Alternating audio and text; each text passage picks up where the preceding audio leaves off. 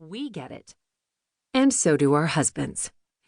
It's not always, okay, it rarely is, a smooth transition when two bodies share the same air, the same remote, the same bathroom, the same standing room only spot in the kitchen.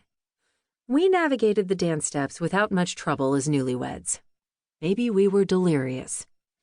But now, when more husbands and wives have work-from-home options and are trying to find space for 2 desks and 2 office chairs and 2 business phone calls or online meetings happening concurrently in what was once a spare room, now when a deployed spouse is home, but home looks and feels different and the roles they had to abdicate to serve their country aren't as easy to reclaim and harder still to relinquish.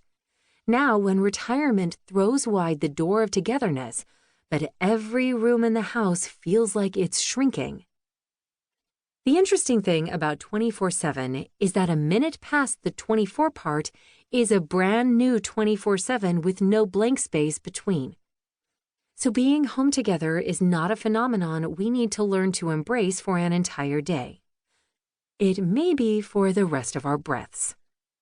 And it may be a forced togetherness brought on by illness or impairment, which is already stressful, or a layoff, or a company-wide pivot to use remote workers only, or a worldwide pandemic.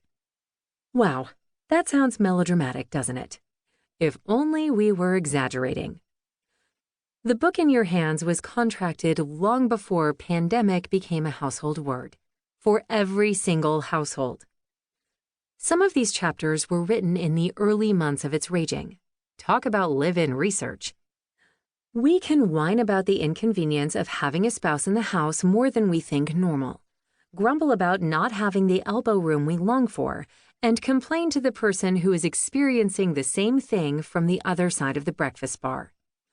Or we can figure out how to survive, discover what our friends are doing to manage their reasons for too much togetherness, and, in our case, put it in a book. Spouse in the House shares tips and tools we've gathered, insights we often return to for this lifelong learning curve.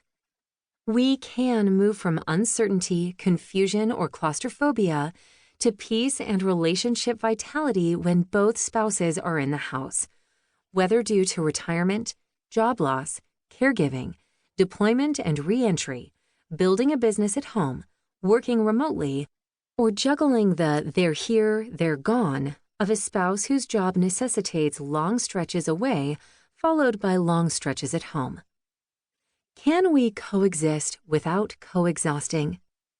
Thriving through the togetherness involves learning new dance moves that will keep us from tripping over each other when we're gifted with a 24/7 partner who is dancing to some other tune. Becky. It was 1980, a Friday afternoon in November. My husband, who for the sake of clarity I'm calling Dr. Snuggles, arrived home from work with a pink slip in hand. He'd been laid off. My first thought was that we needed to give up the idea of trying for a third child.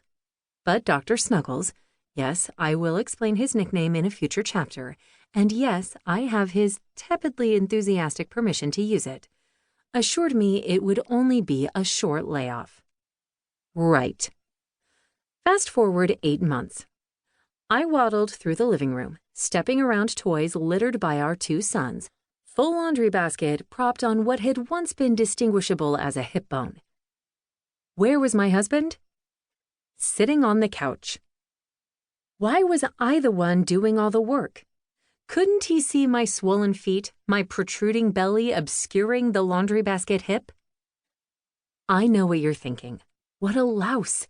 He hadn't budged off that couch or lifted a finger to help her for 8 months.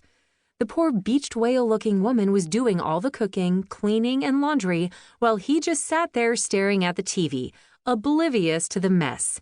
Not fair. But maybe that's not the whole picture. In reality, Dr. Snuggles had taken on several temporary jobs and enrolled in night classes while waiting to get called back to work. On top of that, he had been working full-time and going to school part-time for the prior 8 years, while I, on the other hand, had worked for 2 years